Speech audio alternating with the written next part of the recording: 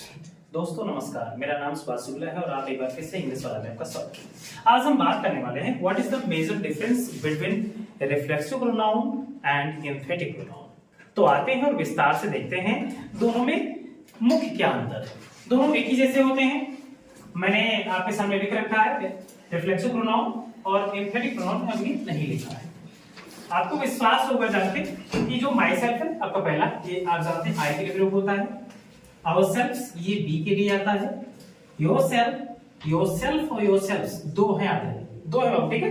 एक है yourself और दूसरा क्या है yourselves। तो yourself जिसमें हम सेल्फ लगाते हैं वो आता है एक के लिए, और जिसमें हम selves SELVES जिसमें VES लगाते हैं वो एक से ज्यादा के लिए प्रयोग होता है, पक्का। और अगला है आपका himself, herself, itself और लास्ट है आपका themselves। बेसिक अंतर जान जाइए। बेसिक अंतर इसमें यह है कि इसी प्रकार से इधर भी होता है, सेम वही वर्ड है। सेम वही वर्ड मींस यहां भी क्या है माई सेल्फ, और यहां क्या हो जाएगा अवर सेल्फ्स।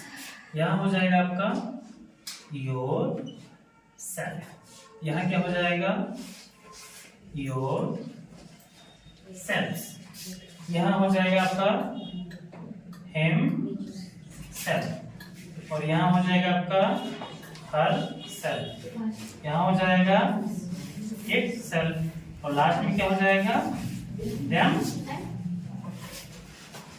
देम सेल्फ्स। तो देखो सेम वैसे, केवल कलर चेंज है बस। उस साइड मैंने नीले से लिखा, नीले मार्कर से, ब्लू से, इधर ब्लैक से। लेकिन आप देखो नाक कान गला सबका एक ही जैसा ना, बिल्कुल मिला ना, कोई दिक्कत तो नहीं है सबको, आसान है ना समझना। लेकिन अब आपके मन में सवाल जरूर आ रहा होगा कि सर जमीन एक ही जैसे हैं, हमने कल पढ़ा था रिफ्लेक्सिव, मैंने इनको कल ही रिफ्लेक्सिव पढ़ा दिया था। लेकिन आप जानते हैं बच्चों की आदत है भूलना चाहिए।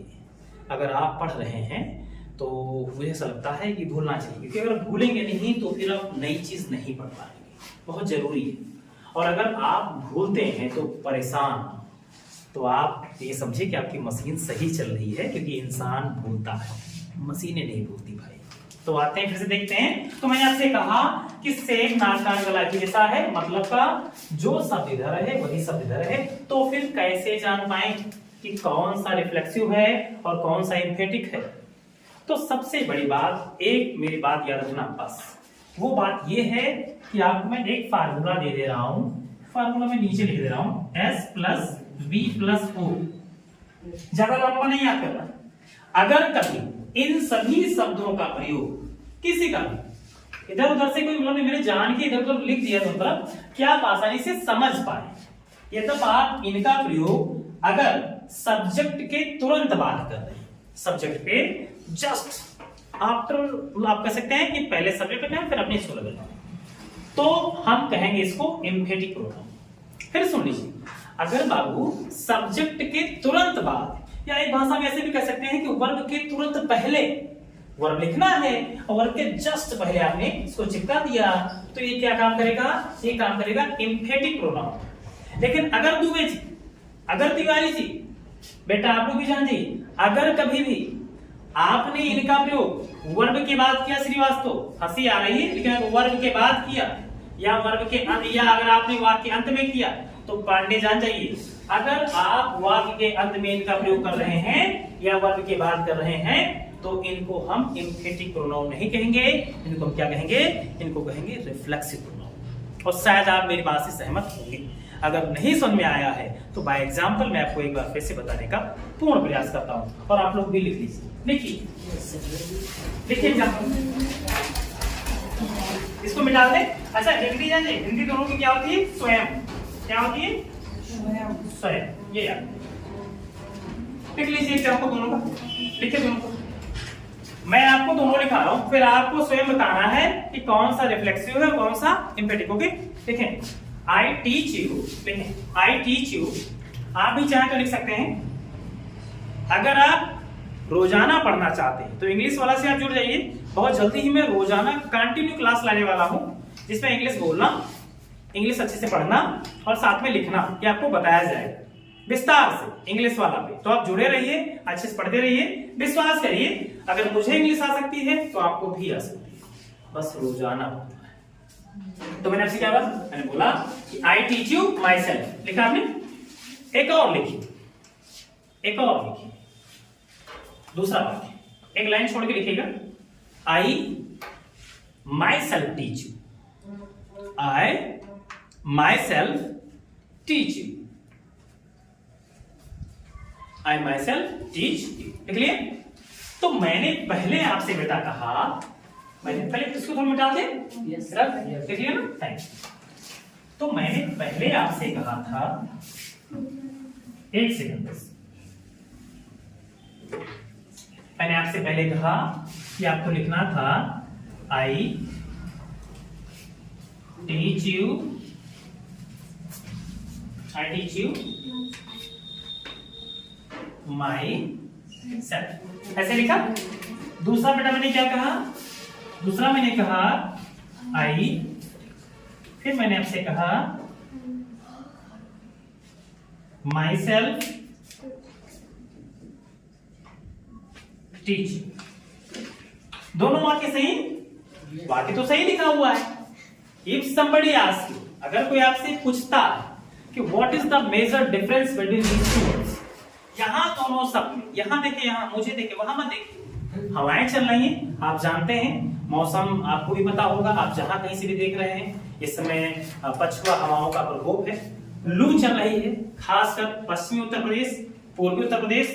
अगर आप उत्तर प्रदेश, पंजाब, बिहार, छत्तीसगढ़ एक वर्ड में कहें कि अगर आप मैदानी भाग से बोल रहे हैं भारत से, या किसी मैदानी क्षेत्र से आप आई थिंक इसको देख रहे हैं, तो आपके वहां भी लू चल रही होगी। आपको मेरी सलाह है, अगर आसपास आपको कहीं कच्चे आम मिल जाते हैं तो उसका पना बनाइए, खाइए, बहुत लाभ करेगा। सत्तू खाइए, पहले लोग सत्तू खाते थे, सत्तू एक फेस्टिवल होता था, अब कौन मना रहा है, लोग होली और ईद मनाना नहीं चाहते हैं, तो सत्तू कौन मनाएगा। अटेंशन याद रहे, लू न लगे और पढ़ाई जारी रहे। घर के अंदर रहिए, बाहर जाइए तो अंगोछे का इस्तेमाल करिए। मैंने भी इस्तेमाल शुरू कर दिया है, मैंने भी शुरू कर दिया है, ठीक है। बाहर यहाँ नहीं लगाता हूँ, बाहर जब जाता हूँ आप यूज करिए, मुझे आपका ख्याल है, आप चाहे जहां से देख रहे हैं। देखिए, तो मैंने कहा बाबू कि वर्ब के बाद या वाक्य के अंत में, वर्ब के बाद या वाक्य के अंत में अगर आपने लगाया है तो मैं नहीं बताऊंगा, मेरे बच्चे बताएंगे, पीछे वाले लड़के बताएं सभी लोग कि ये माई सेल्फ ये कौन सा प्रोनाउन है, रिफ्लेक्सिव है या एम्फेटिक। पीछे बताएं रिफ्लेक्सिव। कितने लोग कहेंगे रिफ्लेक्सिव है? 1 2 3 4 5 6 7 8 9 10 11 12 13 14 15 16 17 18 19 20 21 22 23 24 25 26 27 28 29 30 31 32 33 34 35 36 37 38 39 40, वेरी गुड, 40 लोगों से बताया। फिर भी मुझे ऐसा लगता है कि वो कुछ लोग हाँ सही है, लगभग में लोगों का सही है। 40 से 50 की स्ट्रेंथ इस क्लास में है। अभी आपने सबने बताया कि माई सेल्फ जो है वो आप जानते हैं क्या है, वो है रिफ्लेक्सिव प्रोनाउन। लेकिन लल्ला अगर आपसे कोई पूछ बैठे कि आई माई सेल्फ टीच यू, यहाँ माई सेल्फ क्या है, तो सर आप क्या जवाब देंगे? हमारी बच्चियां जवाब देंगी। आस्था बताइए माई सेल्फ बेटा यहाँ पे रिफ्लेक्सिव है या इम्फेटिक प्रोनाउन? Emphatic pronoun. आप सहमत हैं? आपका नाम क्या है बच्ची? सना सिद्दीकी। बेटा आपको समझ में आ गया? बेटा आपको पांडे, उधर से तिवारी जी, बेटिया महारानी, आपको थैंक यू। ये हमारी बच्चियां हैं, जैसे आपकी बहन वैसे मेरी बहन। हमारे पास दोनों वर्ग के लोग हैं और बहुत अच्छे हैं, दोनों पढ़ रहे हैं, चाहे वो हाई स्कूल क्लास हो, चाहे इंटरमीडिएट हो, चाहे ये क्लास, कोई किसी से कम नहीं है। तो इस तरह से आज हमने ये देखा कि किस तरह से हम समझते हैं। एक और एग्जांपल लिख लीजिए, एक और लिख लीजिए। एक और दिक्कत होता आपने देखा होगा योर सेल्फ और योर सेल्फ में। आपको मैं पहले बता दूं, माई सेल्फ आता है आई के लिए। किसके लिए आता है? आई के लिए। ये थोड़ी बात मैंने आपको बताया है, फिर भी मैं इन लोगों को थोड़ा बता दूं जो बाहरी लोग देखना चाहते हैं या जो देख रहे हैं। अगर आपके मन में संशय है तो जानिए माई सेल्फ आता है आई के लिए। आई के लिए स्वयं की इंग्लिश माई सेल्फ होगी, पक्का। अगर बी आए तो बी के लिए हम लगाते हैं आवर सेल्व्स। अगर यू आए तो होता है योर सेल्फ, और एक और यू होता है उसके लिए होता है योर सेल्व्स। दो यू सेम होते हैं देखने में, लेकिन बाबू एक आता है सिंगुलर के लिए। अगर आपकी बात की जाए, आप देख रहे हैं उस कैमरे के उस पार से, तो आप स्वयं के लगाएंगे योरसेल्फ। लेकिन आप सभी की बात अगर की जाएगी तो योरसेल्फ नहीं होगा, वहां क्या हो जाएगा, वहां हो जाएगा योरसेल्फ। बच्ची जान गई पक्का, शायद आप भी जान गए होंगे कि योरसेल्फ और योरसेल्फ में क्या अंतर। योरसेल्फ और योरसेल्फ्स याद है, SLEVES का मिसस्पेलिंग देख लेना ठीक से, ठीक है। तो योरसेल्फ्स। उसके बाद में आप जानते हैं कि अगर एक पुरुष है या ही के लिए आ रहा है तो हम लगाएंगे हिमसेल्फ। अगर एक स्त्री बनी है या एक कोई लड़की है ना, आप स्त्री महिला लड़की कुछ भी कर लीजिए, स्त्रीलिंग आप जानते हैं, तो अगर वो फीमेल सेक्स है और सिंगुलर है, शर्त ये होनी चाहिए सिंगुलर, या सी के लिए SHE बनी सी के लिए हम स्वयं के लिए क्या लगाएंगे, हरसेल्फ लगाएंगे। अगर कोई छोटा जीव जंतु है या कोई निर्जीव वस्तु है, ठीक है, निम्न वर्ग का प्राणी है, तो उसके लिए हम क्या लगाते हैं इटसेल्फ। लेकिन अगर यही चीजें ज्यादा हो जाएं, एक वर्ड में कहें कि अगर थर्ड पर्सन ज्यादा हो जाए, अगर थर्ड पर्सन ज्यादा हो जाए तो क्या लगाएंगे उसके लिए हम स्वयं की इंग्लिश देमसेल्व्स। क्या लगाएंगे, देमसेल्व्स। मेरा अंदाजा है कि आप इस बात को भली भांति समझ चुके होंगे। Any problem? यू का एग्जांपल दोनों वाला लिखिए पहले, दोनों लिखिए, दो योरसेल्फ वाला भी दो और योरसेल्फ्स वाला भी दो, दोनों में डिफरेंस बताना है, कहां पे इंफिनिटिव है और कहां पे रिफ्लेक्स। लिखिए बड़ा, मैं नहीं लिखूंगा, आपको बोल रहा हूं। देखिए you देखें, come here, you come here yourself, you come here yourself. एक और लिखा next, you yourself, you yourself, you yourself, लिखे come here। वर्ब मैंने सेम लगाई है, सब्जेक्ट सेम लगाया है, राइट। लगभग में चीजें सेम है सर, लेकिन यूसेज में अंतर है। किसके यूसेज में अंतर है? योरसेल्फ। एक जगह योरसेल्फ क्या है, रिफ्लेक्सिव, और एक जगह क्या है, एम्फेटिक प्रोनाउन। हम कैसे जान पाएंगे, आप बताइए रेणु जी।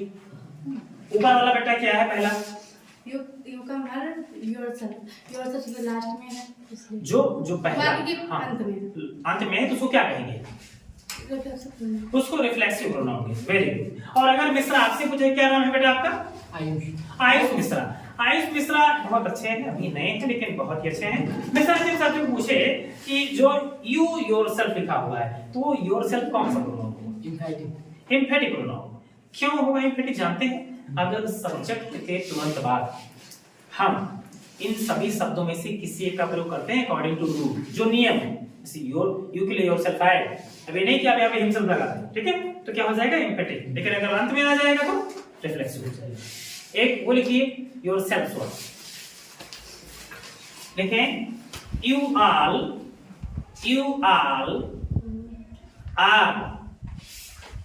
all are responsible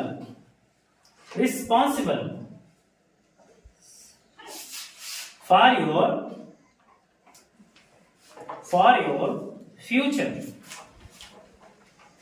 your future, एक और बात लिखें, you yourselves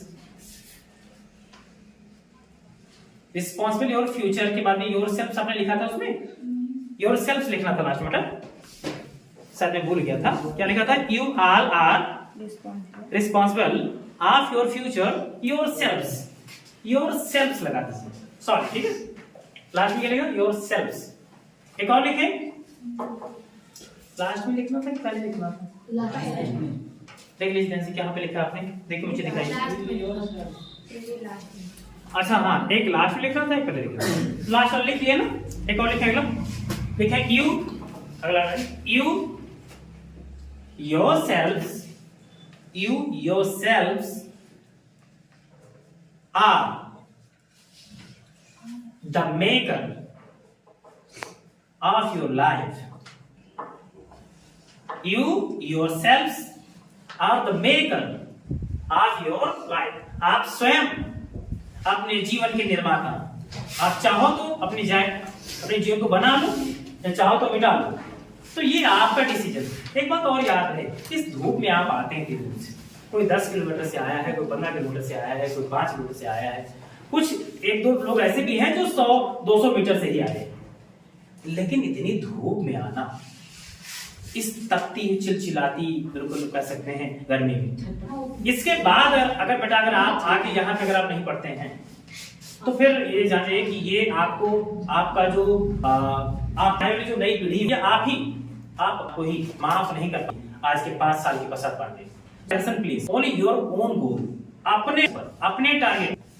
friend life hard में कोई मित्र काम नहीं आता है, लाइफ कोई काम नहीं है, केवल काम आएगी तो तुम्हारी पढ़ाई। यहां तक कि तुम्हारे पैसा साथ छोड़ देंगे, आपको जान के आश्चर्य होगा, दिमाग नहीं काम ऐसा आएगा, आपको लग रहा है कि तुम्हारे साथ रहेंगे, कोई तुम्हारे साथ नहीं रहने वाला भाई। मेरे पिताजी ने मेरा साथ छोड़ दिया, तो मेरे पिताजी मेरा साथ छोड़ सकते हैं, तो मैं क्यों ऐसी परिकल्पना पैलिस कर लूं कि तुम मेरा साथ नहीं छोड़ोगी। आप भी उनके चले जाओ, लोग आते हैं और चले जाते हैं। पिछले 5 साल से मैं पढ़ा, न जाने कितने बच्चे चले गए, बड़ा एक लगाव सा हो जाता है जब आप आगे सीखते हैं, पढ़ते हैं। अच्छे बच्चे अगर अच्छा भी रहे हैं, अच्छे से उनका अगर बहुत दुख होता है जब वो जाते हैं, हम नहीं चाहते कि जाए, लेकिन आप जानते हैं यही तो सच है डॉक्टर साहब कि हम किसी को रोक नहीं सकते। किसी को कहते हैं शायद प्रकृति, दिस इज नेचर, जो यहाँ है वो एक ना एक दिन डूब जाए। अब वो डूबे वाला फार्मूला नहीं अप्लाई कर, मैंने कहा समझो बात, सोचे हाँ सर। तो एक बात याद रखना, अपनी लाइफ में मिसाल लगा के पढ़िए, और फिर जो चाहो वो सब हो जाए, सब। और अगर आपको लगता है कि अगर किसी दर्द देना है तो उसको हाथ से मत दीजिए, जुबान से, अपनी पढ़ाई से पढ़िए, आप कर सकते हैं। अगर वो आगे है जिस दुनिया में आगे हैं, आप आ सकते हैं। फिर मिलेंगे अगले वीडियो में, तब तक ले लीजिए।